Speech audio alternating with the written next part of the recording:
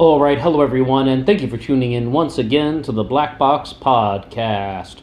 BBOR, Black Box Online Radio, coming to you from West Virginia. Today we're going back to 2014, and we're discussing a case that was very widely publicized that year. And this is the sort of something that's going along with some of the internet hysteria cases that we've covered recently, where people either meet someone online or they learn about something on the internet, and that drives them to commit very heinous crimes. They could be things ranging, usually associated with murder, actually, but this is a case of attempted murder only because the victim survived. In fact, actually, when I was pulling up sources for this one, I was just putting in girl stabbed 19 times, and it instantly brought me to the Slenderman attempted murder of 2014. It's the first thing in autofill. It's still very widely remembered. But I mentioned this case in a previous upload, but then I realized we've never actually discussed it in its entirety. What you had was two 12-year-old girls lured one of their so-called friends into the forest, and one held her down, and the other one stabbed her 19 times, penetrating lots of her vital organs, but she was still able to survive the ordeal. And while that is something that is just, absolutely heinous and atrocious, the things that we've been talking about are kind of the motivations that drive people to get to this level. Because we're talking about Slenderman here. Why did they stab the girl 19 times? Because they wanted to do this as an offering to Slenderman. That's the first thing that the police say about it. In one of the articles about this case, I think, just actually going to pull it up here, the CBS article just sort of says, there are girls that are obsessed with horror stories, lured a friend into a wooded area on a Saturday, where one held her down and the other stabbed her 19 times. I really didn't like that sort of introduction because, well, yes, they do talk about Slenderman. Once again, we have to recognize that you can't just blame everything on horror stories. But the issue is, you really want to know, we've said it enough times that if someone is actually going to kill somebody because of something they read on the internet, they have a pre-existing psychological issue. We don't really need to reiterate that point too much. But this one is quite different, because this isn't something like the case of Denali Bramer, where she thinks she's going to get $9 million for carrying out a murder. And this definitely isn't something like the case of Gypsy Rose Blanchard, where she's getting revenge on her abusive mother. This is the case of people who were obsessed with something that was fictional. Do you remember when Slenderman was first coming out into, as a popular character? Perhaps not at its creation, but they were forcing this into all kinds of YouTube videos, and they were treating Slenderman like it was a real thing. Possible Slenderman sightings, and they're showing photos of a blurry figure in the woods that could be a genuine Slenderman sighting. They're treating it as another urban legend on par with something like the Jersey Devil, or just tying it into other sort of horrific urban legends. But the thing is, it takes, I should say though, one sort of precursor. When I first heard about Slenderman, I didn't think twice about it. It didn't affect me one way or another. Was like, oh yeah, that's totally fake. And I also wasn't like, I need to know more. It just didn't affect me one way or another, because there are so many things like that on the internet. This type of ghost story, or there's this type of horrific creature. I once saw these things that someone was showing a video about, where it looked like two popsicle sticks with a white handkerchief over them. They had little eyes cut out and they're moving along. And I was just like, what? And you're trying to tell me that's real or something? Like that's a real ghost or something like that? But there's a lot of stuff on the internet, so I didn't think twice about this. But then, once people started putting up more and more Slenderman videos, thinking that this was real, I just did a single Google search, and then you see that, Slenderman was something that is not only created to be fictional, it was actually created by an artist to be part of an artistic competition. Slenderman is actually the way that I learned the word creepypasta, which of course comes from copy and paste, which was translated into copy pasta, or morphed into copy pasta, we should say. Things that can be copied and pasted around on the internet very easily, and then creepypasta specifically about horror. But the thing is, though, I mean, this is just becoming a little bit more than an obsession. It's like this is kind of dealing with the case of people who, as it says here in this CBS article, they planned to kill the victim several months before attacking her on that particular weekend. So this was heavily premeditated. Once again, that's got to tell you, this isn't just some people who liked horror stories. There can be obsessions, like there can be some serious obsessions with things, but once again, it ties to existing psychological issues. But this is a very heavily premeditated crime.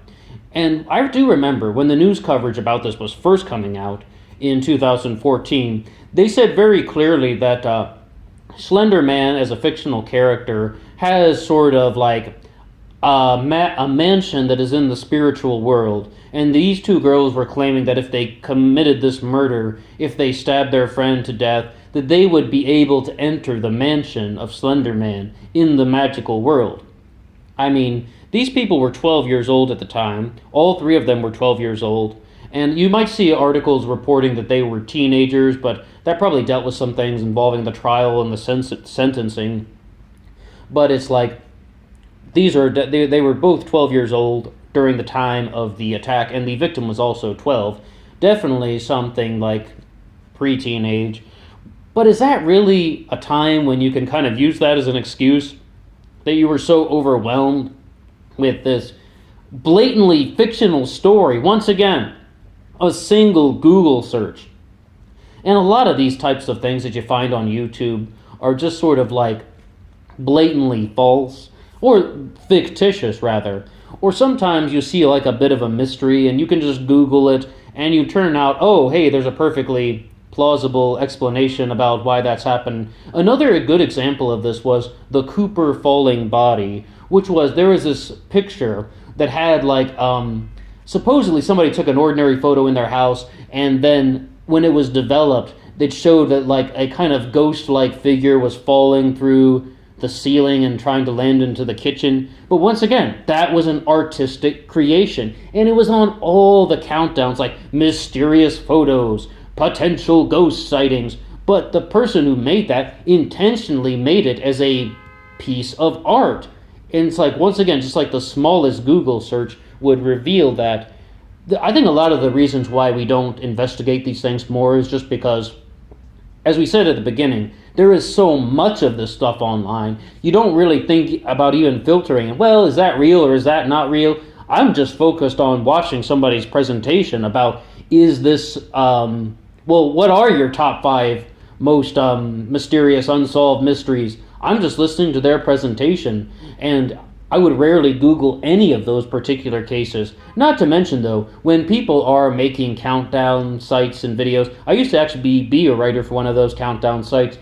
Sometimes people get a little bit fluffy with the details, or perhaps they even just state misinformation. Someone posted this very, very long and drawn out one on Facebook, but they actually cited their sources.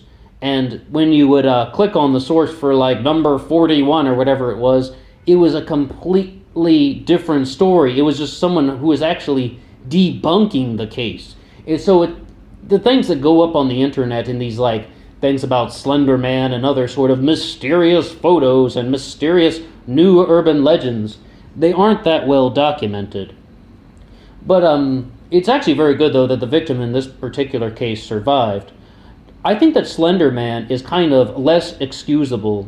It's really less excusable for people to start believing this, because that's the biggest thing that I wanted to talk about today, about how people could be so convinced that this fictional character is real that they would attempt the murder of a friend so they could enter his mansion in the spiritual world.